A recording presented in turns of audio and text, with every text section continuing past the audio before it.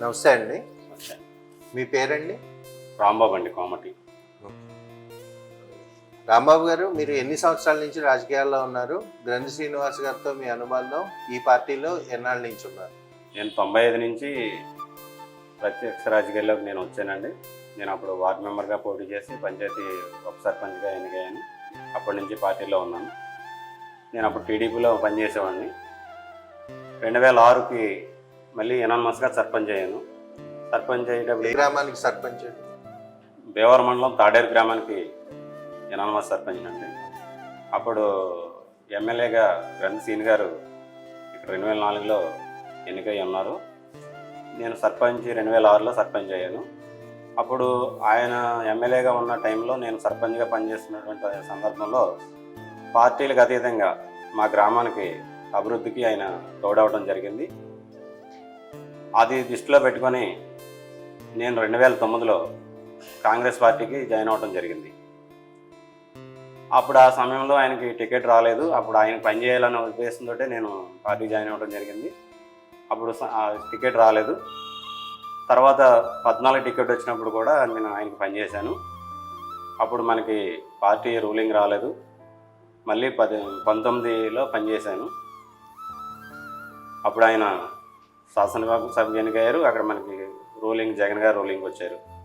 ఈ ఆయన ఎన్నికైన 2019 నుంచి ఈ రోజు వరకు సుమారుగా గత 5 సంవత్సరాల నుంచి మీ గ్రామానికి కానీ మండలానికి కానీ ముఖ్యంగా మీ గ్రామానికి ఆయన చేసిన అభివృద్ధి, సంక్షేమం, ఇంకేమన్నా కార్యక్రమాలు చేస్తుంటే మాతో పంచుకుంటారు.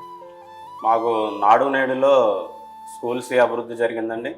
తర్వాత సీసీ డ్రైన్స్ జరిగినాయి, సీసీ రోడ్లు జరిగినాయి. సంక్షేమంలో ఎవరికి కూడా లబ్ధిదారులు అర్హత ఉండి ఏ ఒక్కరికి కూడా నాకు ఈ పథకం రాలేదనేటువంటిది ఎక్కడ మా గ్రామంలో అయితే లేదు.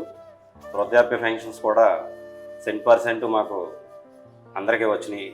మా గ్రామం అంతా కూడా ఆయన ఎమ్మెల్యే అయిన దగ్గర నుంచి కూడా అంతా సుఖ సంతోషంతో ఉన్నారు. గ్రంథి శ్రీనివాస్ గారికి గతంలో 10 సంవత్సరాలు మీరు టీడీపీలో కూడా చేశానంటున్నారు. గతంలో 10 సంవత్సరాలు శాసనసభ్యులుగా చేసిన పులపర్తి అంజుబాబు గారికి మధ్య వ్యత్యాసం, తేడా ఏంటో మాతో పంచుకోగలరా? అంటే గ్రంథి శ్రీనివాస్ గారు అంటే ప్రజల మనిషి అండి. ఆయన నిత్యం ప్రజలతో ఉంటారు. ఆయనకి వ్యాపారాలు ఉన్నా కుటుంబ సభ్యులు చూసుకుంటారు, కానీ ఈయన వ్యాపారాల జోలికి వెళ్ళరు. నిత్యం నియోజకవర్గం అభివృద్ధి కోసమే ఆయన పాటుపడుతూ ఉంటారు. గతంలో ఉన్నట్టు అంజబాబు గారు అయితే ఆయన సొంత వ్యాపారాలు చేసుకుంటారు. ఆయన పబ్లిక్ ప్రజలకి ఉపయోగపడే పని ఏది కూడా చేయరు. గతంలో నేను సర్పంచ్గా చేస్తున్నప్పుడు ట్రెజరీలో మనకి రావాల్సిన షేర్ ఉంది. ఒకసారి ట్రెజరీకి ఫోన్ మాట్లాడిందంటే కూడా ఆయన మాట్లాడలేదు. అంటే మీలాంటి నాయకులతోటే ఆయన ట్రెజరీ విషయం అవనండి, ఇంకోటి అవనండి స్పందించకపోతే మరి ఆ సమయంలో మీ గ్రామానికి సంబంధించిన, మీ మండలానికి సంబంధించిన ప్రజలతో ఆయన ఇంటరాక్ట్ అయ్యేవారా? అంటే ఆయన కలుపుకోలుగా వెళ్ళటం, వాళ్ళకి సేవ చేసే కార్యక్రమాలు ఏమైనా చేశారా? లేదండి, ఆయన ఎప్పుడు ప్రజల్లోకి ఎప్పుడు రాలేదండి. ఎలక్షన్ టైంలో తప్పితే తర్వాత ఇంకెప్పుడు కూడా రాలేదండి. ఆయన ఎప్పుడు ప్రజలతో ఎప్పుడు లేరు. అందుకే ఆయన ఎప్పుడు కూడా ఒక పార్టీలో లేరు. ఆయన మళ్ళీ ఆ పార్టీలో ఉంటే ఆ పార్టీకి ఓటు పడదు కాబట్టి ఆయన ఎప్పుడు మార్చుకుంటూ వచ్చేసాడు. సరే అండి, థ్యాంక్స్ అండి.